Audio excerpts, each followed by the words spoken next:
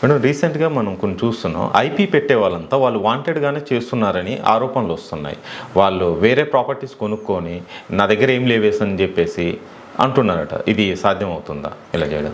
If at all ఎవరైనా వ్యక్తి బోల్డంత డబ్బు ఫండ్స్ జనాల దగ్గర నుంచి తీసుకొని ప్రాపర్టీస్ కొనేసుకొని వాళ్ళకి ఎగ్గొట్టాలి అని ఐపీ పెడితే కోర్ట్ అంత ఈజీగా ఐపీ ఇచ్చేదండి.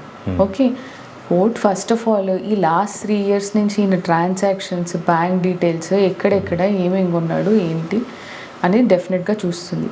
అయితే లేటెస్టే మీరు ఐపీ పెట్టారు అనుకున్నారు, మీరు నా దగ్గర నుంచి కొంత డబ్బు తీసుకున్నారు, నేను డబ్బు ఇచ్చిన వాడిని కామ్గా ఉన్నాను కదా. మీరు ఎక్కడెక్కడ ప్రాపర్టీస్ కొన్నారో ఆ ప్రాపర్టీస్ తాలూకు పేపర్స్ తీసుకొస్తాను. మీ భార్య మీ పేరు మీద కొన్నారా, మీ పేరు మీద కొనుక్కున్నారా, మీ పిల్లల పేరు మీద కొనుక్కున్నారా, డెఫినెట్లీ కోర్టులో ప్రొడ్యూస్ చేస్తాను. సో ఐపీ పెట్టినంత మాత్రాన వెంటనే కోర్టు నిన్ను ఇన్సాల్వెంట్ పర్సన్గా ఏం డిక్లేర్ చేయరు. It's not so easy.